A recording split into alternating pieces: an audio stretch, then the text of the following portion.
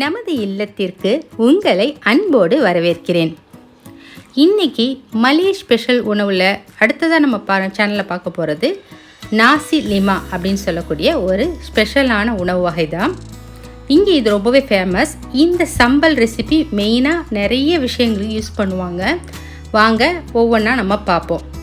முதல்ல நம்ம செய்ய வேண்டியது என்ன அப்படின்னாக்கா, அரிசியை ஊற வச்சுப்போம். இது நாசிங்கனாகல சோறு சாதம்னு அர்த்தம். அதுக்கு நம்ம தேங்காய் பால் சாதம் மாதிரி பண்ண போகிறோம். அதுக்கு முதல்ல கழிஞ்ச அரிசி ஊற வச்சுக்குவோம். 2 முட்டையை வேக வச்சுக்குவோம். இங்கே எடுத்து வச்சுருக்க சில்லி, இதில் நல்லா காரம், ரொம்ப காரம் இருக்கிறவங்க எடுத்துக்கலாம். இல்லைனாக்கா இது கொஞ்சம் கலராகவும் இருக்கும், காரம் மீடியமாகவும் இருக்கும். இங்கே இதுதான் மோஸ்ட்லி மலேக்காரங்க யூஸ் பண்ணுவாங்க, கலர்ஃபுல்லாக இருக்குங்கிறதுக்காக. இதை நான் சுடுதண்ணியில் ஊற வச்சுக்க போகிறேன். ஸோ அரிசியும் இதுவும் 1/2 மணி நேரம் ஊறட்டும். அதுக்குள்ளே நம்ம கருவாடை நம்ம க்ளீன் பண்ணி எடுத்துகிட்டு வந்துக்கலாம். நான் இந்த மாதிரி க்ளீன் பண்ணிகிட்டு இருக்கிறேன். இதை கொஞ்சம் 2 பாகமாக நான் பிரித்து க்ளீன் பண்ணிவிட்டு வந்துடுறேன். அதுக்குள்ளே இது ஊறட்டும். இந்த கருவாடு இல்லாமலே நம்ம இந்த லாசி லீமா பண்ணலாம், அதையும் நான் இடையில சொல்கிறேன். 1/2 மணி நேரத்துக்கு அப்புறமா நான் கை நிறையா சின்ன வெங்காயம் எடுத்து நான் உரித்து வச்சுருக்கேன். ஒரு கை அளவுன்னா ஒரு 1/2 கப் அளவு கிட்டத்தட்ட இருக்கும். அது உரிச்சோன்னாக்கா 15லேருந்து 18க்குள்ளே கூட வரும். ஏன்னா 2 சேர்ந்துருக்கும் பாருங்கள். அதோட பூண்டு ஒரு 6 பல் உரித்து வச்சுருக்கிறேன். 1 இன்ச் அளவு இஞ்சி எடுத்து வச்சுருக்கேன். ஒரு பேண்டன் லீஃபை 2-3 கட் பண்ணி வச்சுருக்கிறேன். இதுதான் ஒரு சின்ன மீடியம் சைஸில் ஒரு பெரிய வெங்காயம் எடுத்து வச்சுருக்கிறேன். நம்ம இது சம்பலுக்கும் நம்ம ரைஸுக்கும் போட போகிறோம். இந்த சம்பலுக்கு இந்த இஞ்சி கிழங்கான்னு ஒன்று இங்கே இருக்கும். அது எப்படி சொல்கிறது, கொஞ்சம் இஞ்சி டேஸ்ட்டில் இருக்கும். அதுக்கு பதிலாக நம்ம இஞ்சியும் சேர்த்துக்கலாங்கிறத நான் வச்சுருக்கேன். ஒரு மீடியம் சைஸில் ஒரு பெரிய வெங்காயம் வச்சுருக்கிறேன். அதோட ஒரு சின்ன நெல்லிக்காய் அளவு புளி ஊற வச்சுருக்கேன். இது நல்லா புளிக்குங்கிறதுனால எனக்கு அது போதும். நான் இந்த நெத்திலி கருவாடு தான் நமக்கு இது யூஸ் பண்ண போகிறோம். அது கொஞ்சம் வறுக்கிறதுக்கும் கொஞ்சம் இந்த சம்பலுக்கு அரைக்கிறதுக்கும் பொடியாக இருக்கிற நெத்திலியாக கொஞ்சமாக எடுத்து நான் இந்த மாதிரி தனியாக வச்சுருக்கிறேன், கழுவி வச்சுருக்கேன். இப்போ இந்த சில்லி ஊறிடுச்சு இல்லையா, இது நம்ம சம்பலுக்கு இது என்னென்ன போட்டு அரைக்கிறது அப்படின்னு நான் உங்களுக்கு காட்ட போகிறேன். அதுக்கு முன்னாடி நம்ம சாதமுக்கு ரைஸும் ஊறிடுச்சு. நம்ம தேங்காய் பால் நல்லா எடுத்து, ஒரு தேங்காய் பால் நல்லா 2 கப்பு, அது அரைப்படி அரிசிக்கு 2 கப்பு வரும் இல்லையா அரிசி. அதுக்கு 4 கப்பு எடுத்துக்கணும். 1க்கு 2ன்னு அளவு இருந்தாக்கா, நம்ம 1க்கு 1.5 எடுத்துக்கிட்டோன்னாக்கா அது பாதி தான் இருக்கும். ஆனால் நான் எப்படி எடுத்திருக்கேன்னா, 1க்கு 2ங்கிற கணக்கில் பார்த்தீங்கன்னா 4 டம்ளர் வரும். அதில் நான் 3.5 டம்ளர் எடுத்திருக்கேன். தேங்காய் பால், தண்ணி எல்லாம் சேர்த்து ஒரு தேங்காய், மீடியம் சைஸ் ஒரு தேங்காவுடையில எடுத்தீங்கனாலே இவ்வளோ தூரம் வந்துடும். அதை கரெக்டாக அளந்து எடுத்துக்கிட்டு அதில் நம்ம பேண்டன் லீஃபோட இன்றைக்கி நான் பட்டை ஏலக்காய் போடுறேன். இதில் மெயினாக என்ன போடுவாங்க அப்படின்னு பார்த்தீங்கன்னாக்கா, லெமன் கிராஸ் தான் போடுவாங்க. அதுதான் இதுக்கு ஃப்ளேவர் கொடுக்குறது. லெமன் கிராஸ் ஒரு விரல் அளவு எடுத்து லைட்டாக நசுக்கி அதில் போடணும். அது இல்லாததுனால நான் இன்றைக்கி பட்டை ஏலக்காய் போடுறேன். பேண்டன் லீஃப் அவ்வளோதான். வெங்காயம் எல்லாமே இதுக்கு தேவையே இல்லை. அதோட 3 பல் பூண்டை இந்த மாதிரி நசுக்கி அதில் சேர்த்து தேவையான அளவு உப்பு சேர்த்து நம்ம கொதிக்க வைக்க போகிறோம். அது லேசாக மீடியமில், நான் அடுப்பில் மீடியம் ஃப்ளேமில் வச்சுட்டு தான் இடிக்கிறேன்.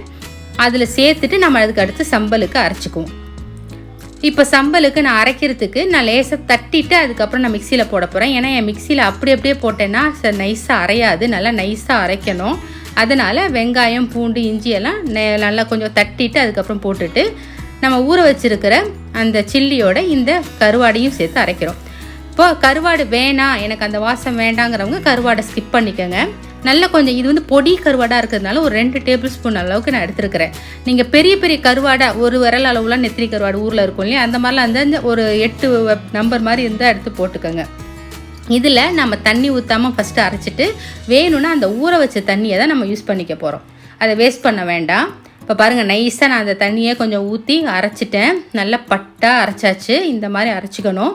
இந்த சம்பலுக்கு பார்த்திங்கன்னா இந்த மாதிரி பேஸ்ட்டு, சில்லி பேஸ்ட்டு வச்சு தான் இவங்க எல்லா ரெண்டாங்க அப்படின்னு சொல்லக்கூடிய கிரேவி ஐட்டமும் பண்ணுவாங்க. அது சிக்கனாக இருக்கட்டும், இல்லை பீஃபாக இருக்கட்டும், இல்லை ஃபிஷ்ஷாக இருக்கட்டும், எல்லாத்துக்கும் பேஸ் இவங்களுக்கு இந்த சில்லி பேஸ்ட்டு தான்.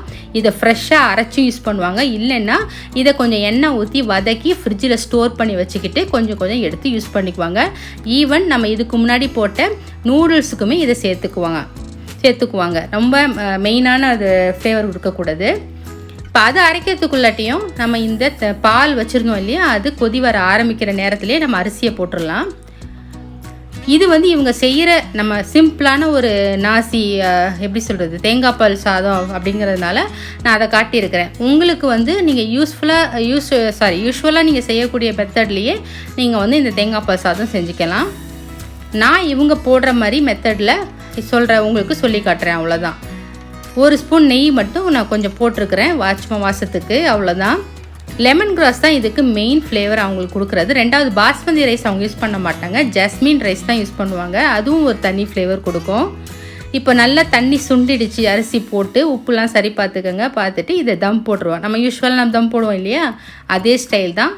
இந்த மாதிரி தண்ணி சுண்ணதும் ஒரு பழைய தோசைக்கல் இரும்பு கல்லை வச்சு அதை சூடு பண்ணி அது மேலே வச்சு நம்ம சிம்லேயே ஒரு 10 நிமிஷம் வச்சு ஆஃப் பண்ணிட வேண்டியதான். ஸோ ஈஸியாக குக் ஆகிடும். ஏன்னா 2 டம்ளர் தானே, சீக்கிரம் ரெடி ஆகிடும். அதுக்கப்புறம் நம்ம இப்போது ஒரு அகலமான பேன் எடுத்துக்கோங்க.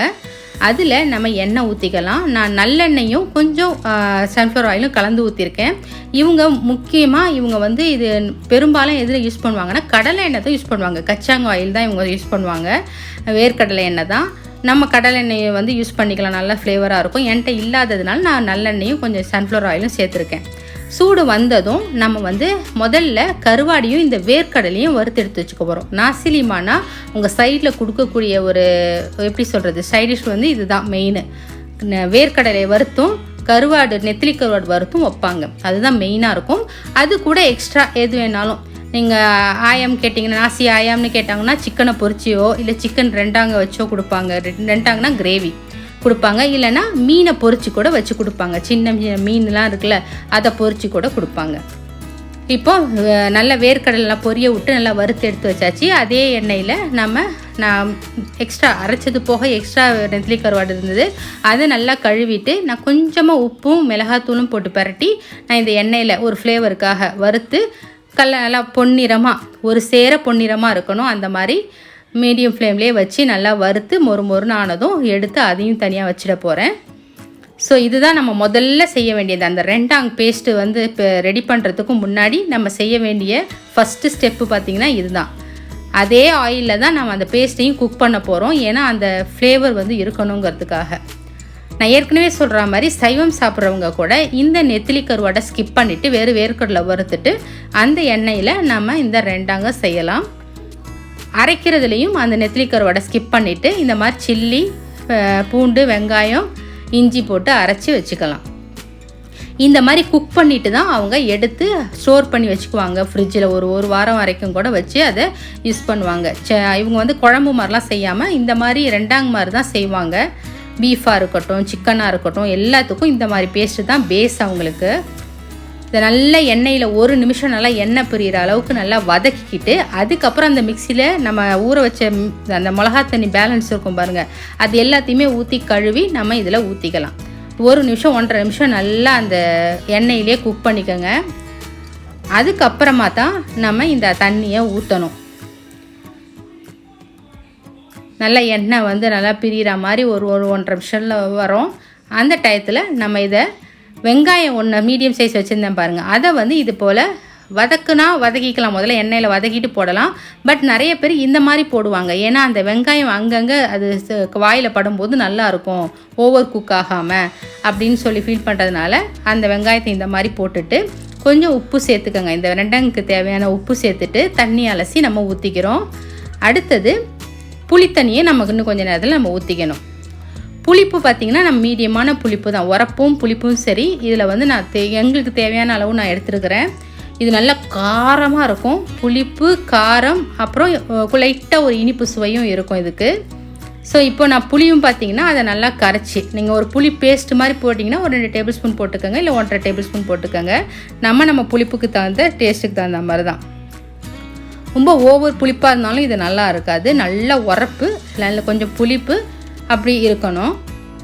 இது நல்லா கொதிக்கிறதுக்குள்ளாட்டி இங்கே ரைஸும் நமக்கு ரெடி ஆயிடுச்சு. ஸோ நல்லா கிளறி விட்டு பார்த்துட்டு இறக்கிட வேண்டியதான். இது ஜாஸ்மின் ரைஸ் போட்டிங்கன்னா இன்னும் கொஞ்சம் ஸ்டிக்கியாக கொஞ்சம் இருக்கும், அது நல்லா இன்னும் கொஞ்சம் ஃப்ளேவராகவும் இருக்கும்.